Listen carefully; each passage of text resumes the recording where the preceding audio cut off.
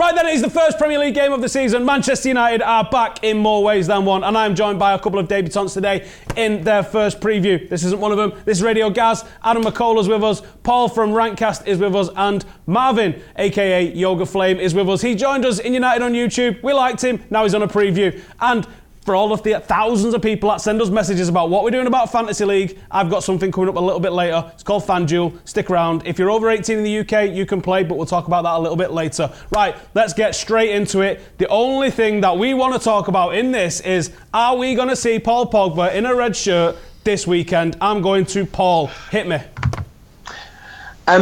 I mean, Jose said at his press conference after the Community Shield that there'd be no problem with Pogba passing a medical if you judge by his Instagram, because he's obviously spent the summer keeping in pretty good shape. I can't imagine he's going to think he's match ready, though. We might get a Di Maria at Burnley situation. Di Maria started that game, but I think we might see him as a sub in the last 10 minutes. But you can't imagine him being in the starting lineup, can you? You can't imagine him not playing any part whatsoever either, can you? I think it's inevitable. He either starts, which is unlikely, or he comes off the bench, which I think is the more likely. Adam McCullough, talk to the people.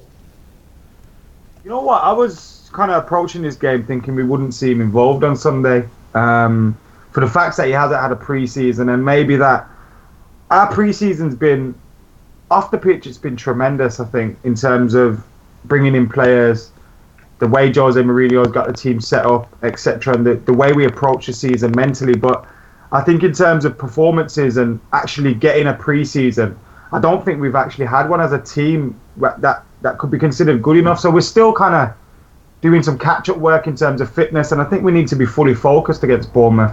What the worry is for me is that Paul Pogba could be a little bit of a distraction. It's a beautiful distraction to have, but with him not being match fit maybe and not having a pre-season, I'd probably tend to leave him out until the Southampton game, but that's just me. Marvin, what do you reckon to the signing? Do you think it's a good signing? Do you think we'll see him this weekend?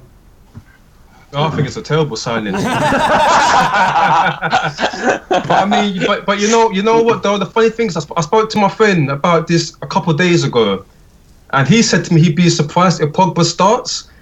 And in all honesty, I wouldn't be surprised if he does start, because obviously he's been on holiday. He's not been eating hamburgers, doing nothing. He's been kickboxing. He's been swimming. He's been keeping himself active, and he's been fit. You know, I mean, all Man United fans would love to see him start against Bournemouth. I mean, I hope he starts. But to be realistic, I think he'd make an impact off the bench, you know, and slowly ease his way into the Man United lineup. I think that's the more obvious one. I think I'm going to come to you now, Gaz, and talk about that. But it's not like he's had the whole summer off either. He got to the final in the Euros, so he would have had a lot of training, a lot of game time, and actually the rest might have been the best thing for him, because he is in phenomenal shape, isn't he? Yeah, well he is, yeah, exactly. He's not exactly a fat sod, is he, after pre-season, like a lot of Chelsea players were this time a year ago. I have absolutely no idea whether he'll start or not. I mean, I have no idea if it's a difference between actually keeping fit and actually being mentally ready to just go straight into a football game when you've not played it for a month, when you've been on holiday. I'd love to see him play, and if I was making a guess now, I'd probably say he'll come on for probably 65th minute or something like that. Maybe even earlier if we're struggling in the game, which, funnily enough, I think we may do. I think we may do as well a little bit, because we've not looked fantastic in pre-season. There's still a lot of Jose Mourinho gameplay that we need to learn, and I think that's the big thing coming in, and that's why I think that he won't start, is because he's not going to know the players. There's going to be very little chemistry with them, but I do think that he will play a part at some point. He's going to get between 30 and 5 minutes, isn't it? It depends on the midfield he plays. I mean, I won't be too fussed with Pogba not starting if it's the likes of Schneiderlin with Herrera or Carrick with Herrera, but it's probably not going to be, is it? We don't have to mention who we think it might be. Yeah. Anyway, let's go on to the next topic. Mediocrity banished. Have United just completely blown away the cobwebs and the hangover of the last 3 years in the last 5-6 weeks? What a 5 or 6 weeks we have just absolutely had, haven't we? I mean, is it exceeded everybody's expectations? Have you ever seen a transfer window go so perfectly for us? Adam McCullough, talk to the people. I think we have. I think we have seen transfer windows go perfectly for us. I liken this one to the one just before 07-08. We brought in Tevez, we brought in Hargreaves, we brought in Nani, and we brought in Anderson. I think that was a fantastic summer that set us up perfectly for the coming season. But obviously in hindsight, it's easier to say that. But I think on paper, this is probably trumps that one. You got Paul Pogba, who's arguably the best best available central midfielder. Look, you can argue around the Cruz and the Modric, and there's other great central midfielders, but he's defo top 5, and in my opinion, he will be the best central midfielder one day. And then you got Zlatan Ibrahimovic, who was arguably the best goal scorer about last season. Yes, he's coming to the end of his career, but still, he can offer something to the team. And in Eric Bailly and Henrik Mkhitaryan, you've got 2 other fantastic as well. So we have had a very good summer, but I'm just a bit sceptical in getting too carried away and getting overexcited, because you know what? We've signed brilliant players in the past. We signed Angel Di Maria, we signed Radamel Falcao, we signed a few other players, and it hasn't worked out. So on paper, it's been fantastic. Mediocrity is over. The mentality. I think the biggest thing Jose's brought in for me is the change in mentality, because the fans, the players, everyone just seems to have a switch in focus now. We're not trying to wait for this philosophy or this program to kick in after a couple of years. We're going for it right now, and I think we might have to be a little bit patient because of the fact we haven't had a great pre-season on the pitch, and maybe the performances won't be all there, but I think we have enough to grind out the results early on and hopefully have a good season. But oh man, I'm so buzzing. I know I sound like I'm a bit not sure. I am sure that these have been the greatest signings we could have made this summer, but let's not get too carried away. Paul, chip in with what you got to say. Let's celebrate trophies rather than signings. We're not Arsenal of course, fans, yeah. I think that's the key thing, isn't it? This is about trying to put together a team that wins trophies, and it's interesting that you mentioned the summer of 07, because that summer was putting the final pieces of a puzzle in place. We'd brought in the 4 seasons before that, Evra, Vidic, Rooney, Ronaldo. So they weren't the 4 signings that were going to build a team. They were the 4 signings that were going to polish off the kind of just get the final pieces in place so the team would come together. This is not that. This is, the team has kind of really plummeted, and this is about like injecting a massive injection of quality into the side of it and hoping that does enough. And I think it might. I think we've obviously got the best chance to win the league that we've had since Sir Alex's last season, but there are so many questions that still exist. The Rooney question, which will come up time and time again this season, is going to be absolutely crucial, because he potentially inhibits Ibrahimovic, he potentially inhibits Mkhitaryan, and he potentially inhibits Pogba. And so then the 3 biggest additions we've made to our squad in terms of quality, you can't see the best out of them because there's a kind of compromise happening. So I'm super optimistic about the season, but very much wait and see about how quickly it's going to click. Gaz. See, it's not just us that doubt Wayne Rooney's position in the team, guys. Paul does it too, and he's a very nice man. Right, Gaz, the 4 signings have been massive injections, and as everyone's mentioning, in 07-08, that was almost the finishing touches to a project that started in 2003 with the signing of Ronaldo, 2004 with the signing of Wayne Rooney, as Paul's mentioned out. Where do you see these signings fitting? Do you think this is midway through a project? Because I still think there's a lot of areas that need something. Well, you say that there's areas that need something, and in a way I do agree. I think we could do with an experienced defender. Maybe we could even do with a right back. But I think that's us being a little bit too picky, and I think that the whole point of a transfer window is to give sort of the manager the best chance of winning the league. So to give yourself the best squad on paper. Now for me, we have the best squad in the Premier League on paper in terms of proven quality. Without doubt, we have the best squad in the league on paper. Does that mean we're going to win the Premier League? Of course it doesn't. That's not what it means. But we've given ourselves the best chance this year, and the past 3 years, that has no impact, I don't think, on this season. Mourinho's come out and said it. He says, I've told the players to forget the last 3 years. And I think that there are a lot of players at Man United still who know about winning things, know how to win things. And that isn't something that just goes out of their heads. And the players that we've brought in, I think we've brought 3 of the players there, I think were the best in their league last season. Well, definitely. You've got to say that. It's not just you. Statistically, you think they were? Yeah, there was... Who scored have ranked them as the best 3 in the German, the Italian, and the French league. So that's not just your opinion. That's the opinion of experts. Marvin, has the Rock gone? Try to say I'm not an expert. Is that what that is? You all over What's Gaz, that? man. Leave him alone. Marvin, has the Rock gone? Do we need to be a little bit more patient? As we said, you're never going to fix all problems in one transfer window. And I want to ask you about the manager as well. Is our our best signing someone who's not going to play a single minute for us? You know what? I'm happy that we've gotten most of our potential signings out the way and done with, instead of it letting drag on into the season like we've seen in the previous years under Moyes and LVG.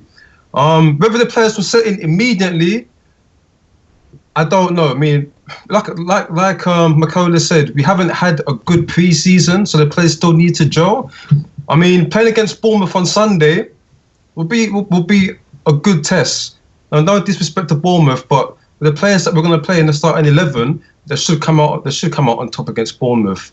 I'm excited for Zlatan. Whether he will play most games, I don't think he will. To be honest, don't hate me, guys, but I think he will be an impact player, because I still think Rashford needs to play majority of our games. Because with our team, we need speed, and Zlatan doesn't really give us that.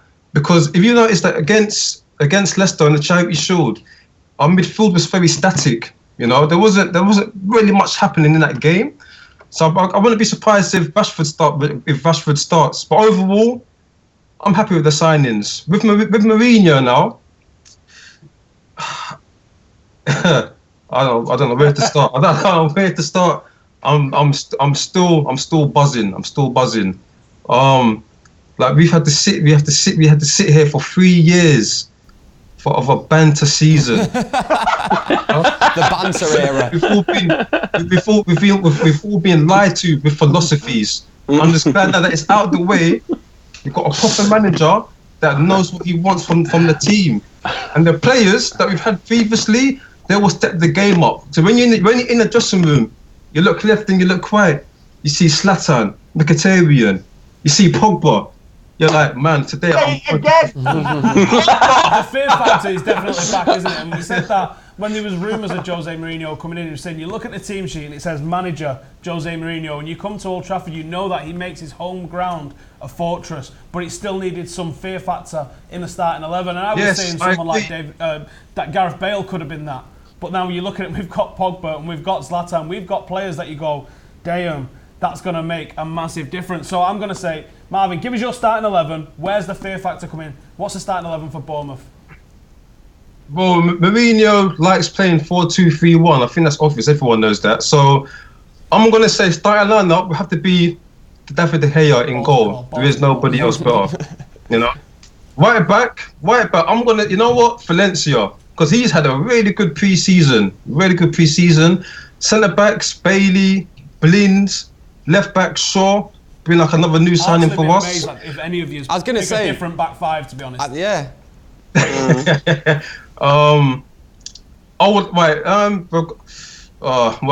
I believe Mourinho will still pick Fellaini and Carrick. Don't do I this think to he'll me. go with them. I know.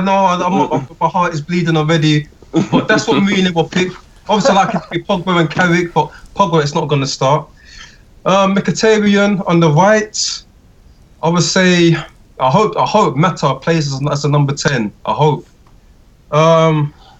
Lingard, I like Lingard to start, and Rashford at the top. That would be my preferred lineup. No Zlatan, no Pogba. God. Wow.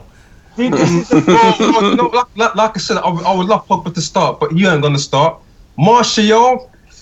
He still needs games. Like against Leicester, he was very rusty. Everton, the same as well. So I'm not gonna jump the gun and pick the best 11. I still think Mourinho will play it cautious. Paul, I think like I said, defo gonna start. Paul, right? what's yours, man? I mean, the back five is the same, assuming that Smalling isn't fit to play, because I think Smalling might pit Blind to it if he was fit. Sorry. Oh, well, there you go. So no Smalling. So that back five the same. I think it would be a proper. First of all, like, he's obviously going to play Rooney. That's kind of nailed. That's set in stone, I think. Which means he cannot play Carrick and Fellaini, because the problem with that the problem with the lack of pace Zlatan's lack of pace was a problem behind him. It wasn't actually a problem with Zlatan himself. Zlatan is going to be superb at feeding Mkhitaryan and Martial or Rashford or even Memphis maybe one day.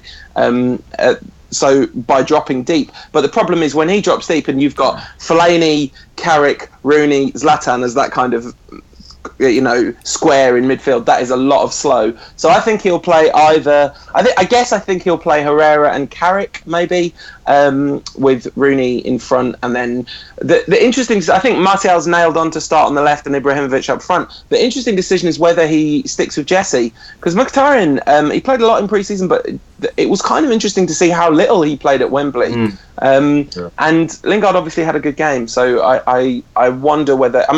If it was me picking, I'd definitely play Mkhitaryan, but I wonder whether Jose will go for that work rate on the right. Adam McCullough, give me your first starting 11 of the 2016-17 season. Oh, you want me to give you 11 as well, yeah?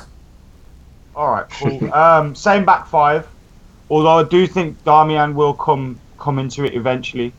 I think Darmian could be our Paulo Ferreira type figure that he was for Jose in his first Chelsea. Mourinho is never going to drop Antonio Valencia. Never. No one's ever going to drop Antonio Valencia. Antonio Valencia will be 80 and he'll still be playing right back. I did read a quote, didn't I, there where he said that Antonio Valencia is the only one that's really got it, or something similar to that kind of quote. Did that come out? Did I make that up? Direct. And when he doesn't have to pass a 45-degree angle ball backwards, it suits him to get down the line and throw across it. That was 2010 vintage Valencia, and Mourinho's clearly gone, shown him a video of what he used to do and gone, how will bother you doing that? That was an awful impression. It sounded like Dracula. I hope Jose Mourinho turns him into a bastard, though, because if Antonio Valencia was a right bastard, just proper bullied people. The one that throttled Sterling. It's great. Yeah, just be that guy. Just be that guy, bully people, run at them, and you could absolutely smash them to bits because he's a tank. He's got pace. Yeah. All right, let's stop the love for Valencia and give us the rest of your 11. Yeah. Okay. So, saying back five. At this time in the season, I think we're still weeding out. I think Jose Mourinho has been excellent in giving everybody an opportunity, and I think he's doing this with Wayne Rooney now, where he'll start him in the team, but eventually he'll see that he can't start every game. And I think I can kind of sense he's done this on purpose as well. I don't think I've got the sense that Jose doesn't want to rock the boat. He maybe wants to get rid of Juan Mata, but he doesn't want to say it. He doesn't want to upset the team spirit, the team mentality. And so he's probably just doing little tricks all right, I'm going to sub him on and sub him off and make him leave. Make it look like it's not my fault. And I think that's kind of the same with Wayne Rooney as well. He's going to give him his chance, and let him kind of kill himself, which might happen. So yeah, I'd personally go with Schneiderlin, Herrera, Rooney, but I think it'll be Carrick, Herrera, Rooney. Martial and Lingard in the wide position, Zlatan up top. I think eventually we'll get to see more of Rashford and more of Mickey T in the team, but I think at the moment it could be that. It's interesting because at the start, shut up. Nah, listen. It's interesting. Shut the fuck up. You talk too much anyway. It interests me that Henrik Mkhitaryan seemed to be the guy that would come and definitely play every game, and Bailey would be the guy that would be testing it in and out. But they kind of swapped roles a little bit. Bailey looks like a beast. Radio Gaz off the radio. Give me starting 11. Dick you. You know my back five already. This is what I think Jose Mourinho will play, not necessarily what I want him to play. I think the two midfield will probably be Carrick with Herrera. I can't see Mourinho going for Fellaini again after the Charity Shield. I just can't see it. On the right, I'll say Mkhitaryan, playing behind the striker, Wayne Rooney. Completely agree with what Adam said then, where he's going to play him for a bit, then probably realise he's not good enough. And a few United fans saying they're a little bit worried that maybe, it's going to be the same with Louis van Gaal, where he just sticks with Rooney because he's the captain and because he's so marketable. Jose Mourinho did this to Casillas at Real Madrid, remember? And he actually was willing to drop him, and the media hated him for that. So he's got the balls to do it to Wayne Rooney as well. On the left, funnily enough, I actually think Memphis is going to start this game, just because of a little comment that Mourinho made after the game where he said it hurts that I couldn't play certain players in this game, and he actually did mention Memphis. And Marshall, I don't blame Marshall, you know, he's not going to be perfect every game, but he was maybe slightly disappointing in the Community Shield, so I think Mourinho will give Memphis Depay a go, test out his options, and it's got to be Ibra up top. I'm surprised so many of you aren't playing Jesse Lingard, in all honesty. Yeah, well, that could happen. Form that he's in. I said Jesse. Me too. All of you have, and I think he's a certainty to start for me. So I think if not certainty to start, he should be a certainty to start. But anyway, that's enough of that. Right then, loads of you are asking us all the time what we are doing for a fantasy league, and as I mentioned earlier, I'm about to tell you. Now, we are joining FanDuel, and we are joining the Football Republic FanDuel League. We're going to pit ourselves against the other channels, and if you're over 18 and in the UK, you can join in too. Football Republic have partnered with FanDuel for an exciting new fantasy football tournament. If you want to prove that you're a managerial magician and take on our team, then join the Football Republic Challenge. In FanDuel, you can change your starting 11 every single weekend, and there are weekly cash prizes if your Ranieri-esque tinkering sees you top the league. You have 100 million to spend on players every weekend. Now choose carefully, because these guys could be winning you cash by the end of the week. It's £1 entry to pick your lineup every week, with money prizes up for grabs. You must be over 18 to play. Simply create an account at fanduel.co.uk/the Football Republic and join our league. Don't forget to enter the promo code DEVILS when you sign up, and FanDuel will refund your paid entry up to £10 as a free entry credit if you don't win cash. New users only. FanDuel's T's and C's apply, so please check them out. Link below is in the description. Good luck to you. Go to fanduel.co.uk/the Football Republic to get started. If you're 18 or over, you can join the action. Enter our league for £1 for your chance to win big prizes. Build your lineup with a £100 million budget. Use the promo code DEVILS to join the Football Republic Challenge. New contests every Premier League weekend. Outscore your opponents and win cash. Right then, so this is the collective full-time Devils team. We can only have 4 Manchester United players in there. We've gone for David De Gea, Herrera, mostly because he was cheap, Zlatan and Mkhitaryan, because I think there's goals, there's clean sheets in this team. I think it's a great team. I've also got my own team on there, so go check that out when you sign up. See how we do. Right then, if you're over 18 and you live in the UK and you want to get involved, hit the link in the description below. Use the code name DEVILS when you sign up. We'll keep everybody updated on YouTube, on Twitter, to let you know how we're getting on. Right then, opposition time. Paul, I'm going to come to you first. We're going to talk about Bournemouth. Who are their threats? Obviously, they beat us here last year, so how are we going to stop that this time round? Don't concede any corners. Yeah, that corner was one of the strange. That game had 2 of the strangest goals last season. The corner and Marouane Fellaini's walking on his knees goal. Last season, Eddie Howe did an absolutely remarkable job last season, because Bournemouth were really hampered by injuries to all the players they brought in to kind of elevate them to that Premier League level. All the strikers who were scoring goals, they all got injured, and as a consequence, no one in their side scored more than 6 league goals last season, and that was Josh King, the former United youth product, who of course scored against us. But Max Gradel's back. That'll make a big difference. They've sold Matt Ritchie to Newcastle. Matt Ritchie got more assists for them than anyone else last season, and in the Championship, in their promotion season, he was just an absolute assist machine. But Howe is clearly built a team ethic. They play very nice, pretty football, and they've got some. I think Gradel and King are 2 players to watch out for sure. Didn't they sign Jordan Ibe as well? Talk to me about Bournemouth. They've also signed a lot of very promising young players. Jordan Ibe and a player from Le Havre in the French league as well, who's like a France under-20 international. So their scouting is they're clearly looking for gems. I think Ibe's a really good signing for them, to be honest. Do you know if Callum Wilson will be starting as well for Bournemouth? No idea. No? Well. Absolutely no idea. He's a good player though, isn't he? He's got a lot of pace. He's the one who got injured, didn't he, early last season? Yes, it was, yeah. I believe 6 months, I can remember or not. Adam McCullough, tell me about Bournemouth. Yeah, I think apart from obviously the few additions they've made, Jordan Ibe, etc., I think they'll line up pretty much the same, and they'll play the same kind of football that they did do last season. Obviously, we won't have to contend with the wind and things like that we did last year, and Louis van Gaal's football. And I'm going to start here. I'm going to say Radio Nice Gas one. from the radio. What is your prediction for the Manchester United Reds against the Bournemouth? Coming in your ears. I think that it's going to be an hard game for us today. I think that hopefully we're back to classic United, where we'll end up winning the league, but we'll start really slowly. But I will say I'd take any win for this game, to be honest. But I do think it's going to be tough. But at the same time, I can't see us not scoring, and at the same time, I can't really see them Yes, for your scoring. score prediction, Gaz. So I'm going to say 1-0. 1-0 Zlatan to save us towards the end.